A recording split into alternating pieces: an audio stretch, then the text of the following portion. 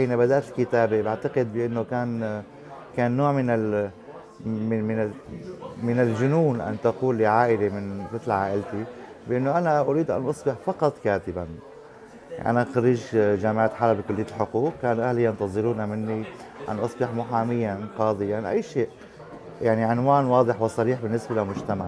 لكن كاتب عنوان غير صريح. في لحظات معينة يعني حين شعرت بأنه بعد إقامتي في دمشق، يعني من 89 لل 93 ل 91، شعرت أيضا بأن الجو لا يسمح لي بتنفيذ مشروعي.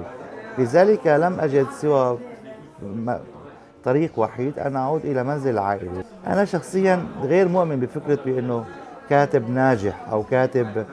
أنا بعتقد بأنه أنا تجاوزت مرحلة الخطر فقط لا غير. اليوم أصبحت مشكلتي كما كانت فيما بعد من مضى هي مع نصي. الشيء الرئيسي اللي أنتجته هو فكرة الكتابة، بمعنى أنا عرفت بالضبط بأنه هذه مهنة قاسية، هذه مهنة ممتعة، وأنا مشروعي لن أتخلى عنه على الإطلاق. يجب أن تجلس إلى الطاولة 6 ساعات يوميا. هذه نصيحتي من قوي للكتاب الشباب، وأنا كنت يعني بعرفها بشكل جيد ونفذت هذه النصيحة بحذافيرها. لذلك أنا اليوم حين أذهب، يعني حين أكون حتى في حياتي الطبيعية أذهب إلى عملي بشكل يومي.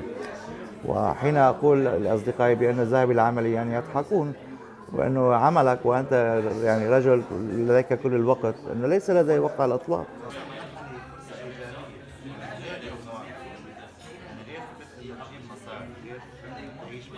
يعني أنا بحسه أكثر من ضروري ويجب دعمه بكل الوسائل، لأنه ما يجب أن تقوم به الحكومات الكبرى حقيقة والتي فشلت فشل ذريع بأن حتى توجد الثقافة العربية، يعني بمعنى يعني بأن توجد الثقافة العربية في أمكنة مهمة جدا، يعني في أوروبا أو في فشلت فشل ذريع. يعني نحن حين ندرس تجربة مثلا بريتش كونسل مثل جوتي، هي كان لها هدف رئيسي نشر ثقافاتها في العالم. نحن فشلنا فشل ذريع يعني. لكن أعتقد بأنه المشاريع الفردية التي الآن تبحث أو التي تؤسس في أوروبا، يعني خاصة بعد موجة النزوح الكبيرة، هي لتغيير صورة اللاجئ. وهذا حق للاجئ، يعني هذا حق للاجئ أمام مجتمع مضيف، بأن يقول له نحن فقط لسنا لاجئين فقط، لدينا ما نقوله أيضا، لأن نحن أفراد غير مدعومين. نحن أفراد ببساطة شديدة عم نصارع يعني مفاهيم من الاستشراق، مفاهيم من الكولونيالية، من الاستعمار. وجهات النظر حتى الآن لم تتغير وجهة نظر الكولونيالية والاستعمار تجاه بلدان مستعمرة. هناك موسيقى، هناك ثقافات حقيقة. نحن يعني شعب لدينا ثقافة كبيرة، لا أقول عظيمة، لدينا ثقافة كأي شعب آخر، يعني من الطعام إلى الكتابة إلى الإرث العظيم إلى الشعر العظيم إلى الفلسفة أعتقد هناك دعم الأفكار، معنى الليبرالية أو دعم الأفكار اليوم غير موجود. يعني أنت لو تؤسس مركز إسلامي ستجد الأموال طائلة عندك، لأن هناك الكثير من الحكومات والمنظمات التي تدعم هذا التوجه.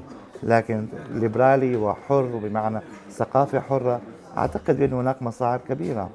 هذه المصاعب كبيرة، من أول نقص التمويل، بأنه دعم هذا المشروع هو دعم لوجهة نظر شعب كامل وثقافة كاملة.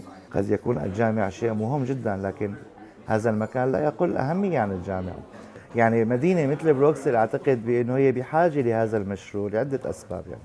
يعني أولا هناك سوء فهم كبير جدا جدا للثقافة العربية، يعني نتيجة أنه أولا في هجرات كتير كبيرة من سابقة، يعني مثلا من المغرب العربي، وهذا المغرب العربي متهم دوما، يعني هذه الثقافة العظيمة المغربية متهمة بأنها ثقافة محافظة أو منغلقة على ذاتها.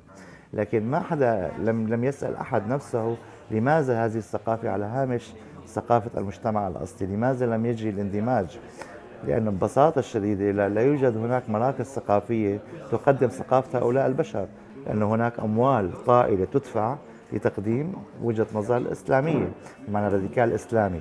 وهذا الراديكال الإسلامي الذي تعاني منه اليوم بروكسل، مدينة مثل بروكسل، يجب أهل بروكسل أن يسألوا أنفسهم أيضا هذا السؤال: لماذا نحن لا ندعم وجهة نظر أخرى في هذه المدينة التي هي تستقبل كل هذه الثقافات؟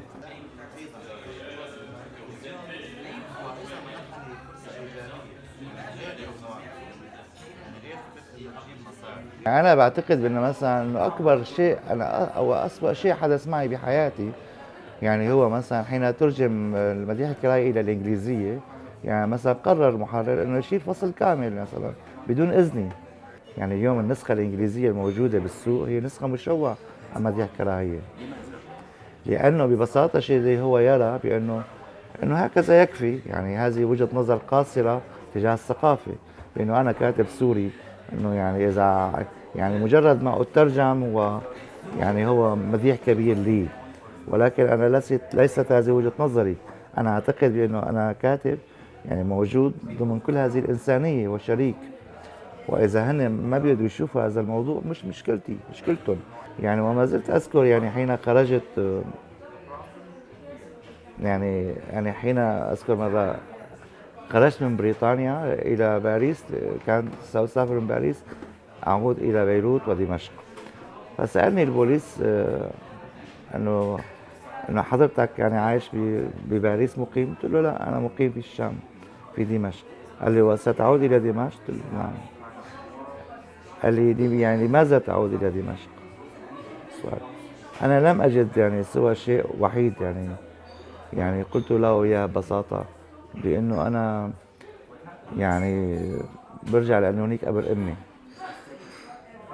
أعتقد كانت لحظة بالنسبة لي أنا لم أجد جواب، نقول لماذا يعود شخص إلى بلده وهناك حرب. أنا شخصيا هذا كان الجواب كافي. أعطيتكم شيء ما قلته لحدا أبدا. هي الحكاية أول مرة بحكيها للعالم، ديروا بالكم يعني. الله يعافيكم.